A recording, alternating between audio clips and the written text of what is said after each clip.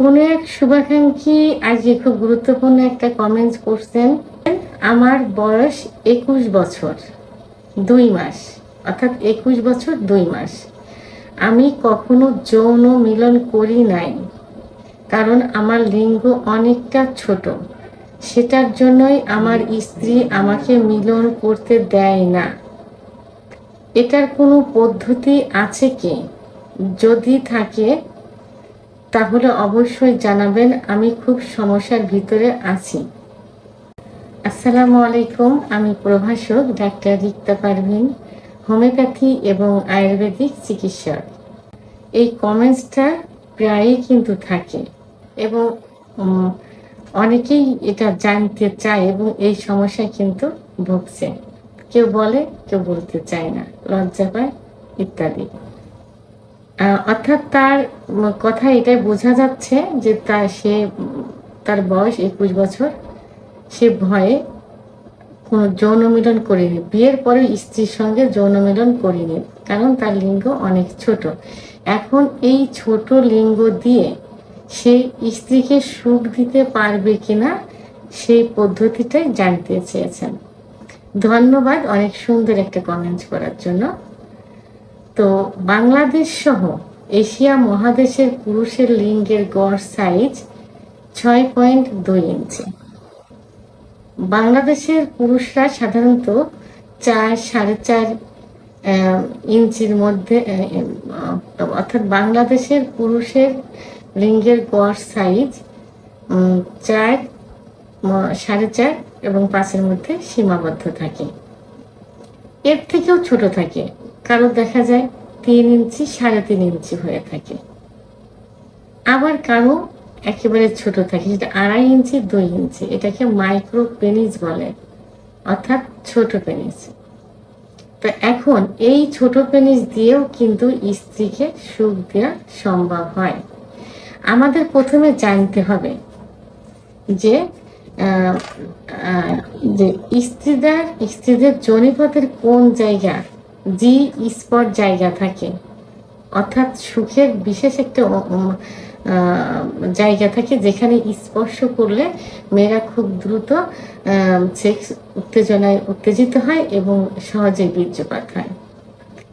এই জি স্পট জায়গাটা যারা একটু বেটে মেয়ে থাকে তাদের 1.5 থেকে 2 ইঞ্চির মধ্যে সীমাবদ্ধ থাকে। যোনির মুখ থেকে ভিতরে 1.5 থেকে 2 ইঞ্চি। আর যারা লম্বা থাকে তাদের 2 থেকে 2.5 ইঞ্চির মধ্যে সীমাবদ্ধ থাকে যোনির মুখ থেকে। এবং এর অবস্থানটা কোথায় থাকে? এর অবস্থান থাকে যোনির ভিতরে উপরের দিকে। প্রসাবের জায়গা ঠিক নিচ বরাবর থাকে, অর্থাৎ নিচেই থাকে রেকটাম বা মলদ্বার, 2 পাশে থাই বা রান থাকে। তার উপরে যে প্রসাবের যে জায়গা থাকে তার ঠিক নিচ বরাবর এই জি স্পট জায়গাটা থাকে। তা এখন গড়ে হলো 1.5 থেকে 2.5 ইঞ্চির মধ্যে কিন্তু স্ত্রীদের সুখের স্থান জি স্পট জায়গাটা থাকে, যেখানে পুরুষের পুল্লিঙ্গ স্পর্শ করলে, সংঘর্ষ করলে বীর্যপাত হয়। তাহলে এই যে 2.5 ইঞ্চি, 2 ইঞ্চি লিঙ্গ দিয়েও কিন্তু স্ত্রীকে সুখ দেওয়া সম্ভব। কিভাবে করতে হবে? একটু টেকনিক অবলম্বন করতে হবে। যখন সহবাস করবেন এই মাইক্রোপেনিসের পুরুষ, তখন তার লিঙ্গটা নিচের দিকে ধাবিত না করে, অর্থাৎ রেকটামের দিকে ধাবিত না করে উপরের দিকে, অর্থাৎ প্রসাবের নালীর উপরের দিকে, অর্থাৎ যোনির ভিতরে উপরের দিকে ওয়ালে ধাবিত করতে হবে, অর্থাৎ সেখানে ঘর্ষণ করতে হবে। তাহলে 1.5 ইঞ্চি, 2 ইঞ্চি, 2 ইঞ্চি, 2.5 ইঞ্চি লিঙ্গ দিয়েও কিন্তু স্ত্রীকে সুখ দেওয়া যাবে। উপরের দিকে ধাবিত করে কয়েকবার ঘর্ষণ দিতে হবে এবং স্ত্রীকে পর্যাপ্ত আদর করতে, অর্থাৎ ফোরপ্লে করতে হবে। এই টেকনিকটা হলো সহবাসের পূর্বে স্ত্রীকে প্রচন্ড ফোরপ্লে করতে হবে, অর্থাৎ আদর করতে হবে। আদর করার কিছু কিছু জায়গা আছে যে জায়গায় স্পর্শ করলে স্ত্রীরা খুব সহজেই উত্তেজিত হয় এবং অর্গাজম হয়। তা এখন মাইক্রো প্রিন্সের এই পুরুষেরা স্ত্রীকে এত পরিমাণে ফুলফিল করবে যেন 2-3 বার অর্গাজম হয়, অর্থাৎ কামরাজ বেরিয়ে যায়।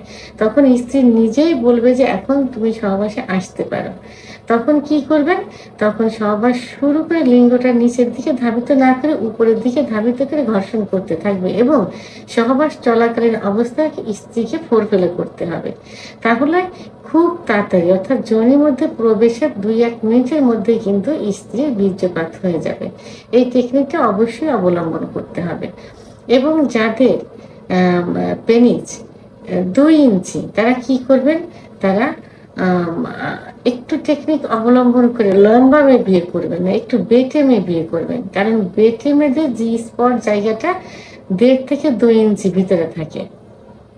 আর যাদের 2 থেকে 2.5 ইঞ্চি পেনিস থাকে তারা আপনারা মিডিয়াম সাইজের মেয়েদের বিয়ে করতে পারেন, কারণ 2.5 ইঞ্চির উপরে কিন্তু জি স্পট জায়গা থাকে না। তাহলে এখন এই শুভাকাঙ্ক্ষী, আমার ছোট্ট এই শুভাকাঙ্ক্ষী সহ সবার উদ্দেশ্যে, যারা এই সমস্যায় ভুগছেন সবার উদ্দেশ্যে বলছি, আপনাদের লিঙ্গ যদি ছোট থাকে অর্থাৎ মাইক্রোপেনিস হয়, আপনারা চিন্তিত হবে না, শুধুমাত্র একটু টেকনিক অবলম্বন করবেন। সেটা কি? স্ত্রীকে পর্যাপ্ত ফুলফিল করে উত্তেজিত করে সহবাসে লিপ্ত হবেন, লিঙ্গকে নিচের দিকে ধাবিত না করে উপরের দিকে ধাবিত করে, এবং সেখানে ঘর্ষণ করবেন। সে মিলে যাওয়ার পরেও স্ত্রীকে পর্যাপ্ত ফুলফিল করবেন।